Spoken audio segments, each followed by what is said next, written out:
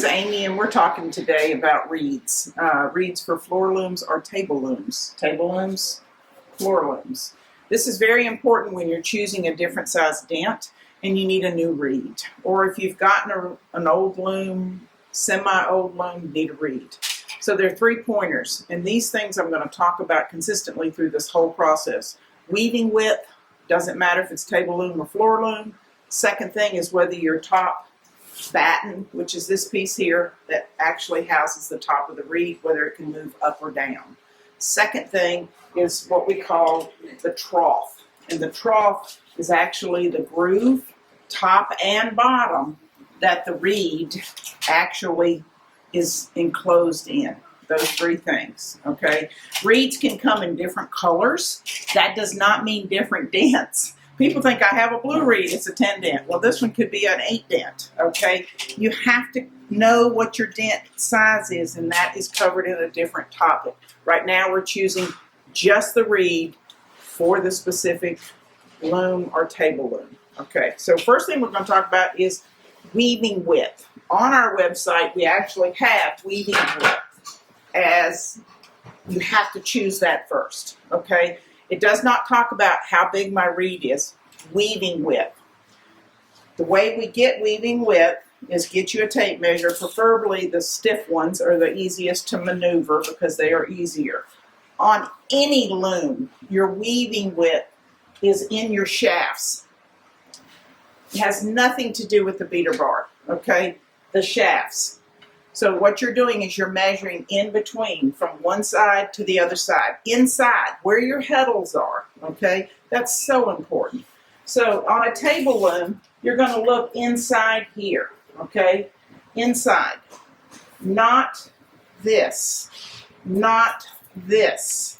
It's actually on the inside, okay? Same goes for these. Inside. This is a way bigger reed. You don't need that for this loom. What we're talking about is inside here, okay? That's so important. Weaving width. That means where your warp threads are coming from the back beam to the front beam, and they're encased in that frame, which is considered a harness or a shaft, okay? That's your weaving width. So you can have 22, you can have 25, you can have 30, whatever it is, that's what you need to know. Our reeds, when you order them, it says specifically in the description, your reed will be 0.75 to 1 inch longer, okay?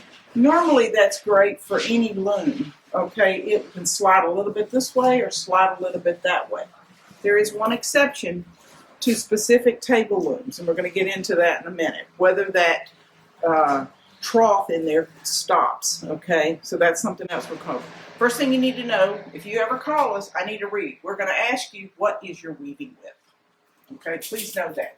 Second thing to consider is your top part here, the batten, okay? Is it adjustable? And what we mean by that is here, there are wing nuts, and I'm going to show you on this one. This batten will slide up or it will slide down, okay? What is the top height? What is the bottom height? Because if you get various reeds,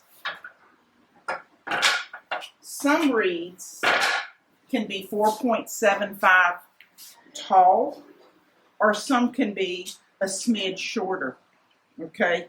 There's not much difference, but if you do not have an adjustable batten, you can't accommodate shorter ones, or you can't accommodate the tall ones.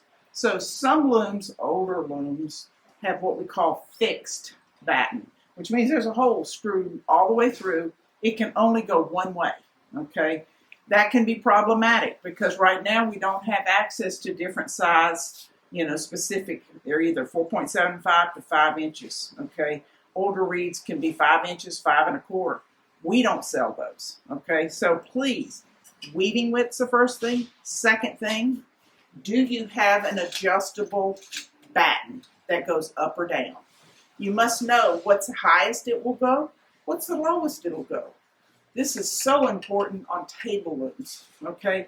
table looms have a very short stance just because they're all miniature. All right, so that's important. Okay, adjustable batten. Second thing we're going to talk about is actually the trough that this actually sits in. So I'm going to take this reed and drop it down. If you look right here, this is what I call the trough. Here, there's actually one up here too. If you see this trough, you can see my fingers run all the way out to the side on the top, and they actually will run all the way out on the bottom. That's so important because if you happen to have, or you need a reed really, really fast and we don't have your exact weaving width, this will not compromise anything, okay? This is not going to compromise. You can actually have a longer reed in this one.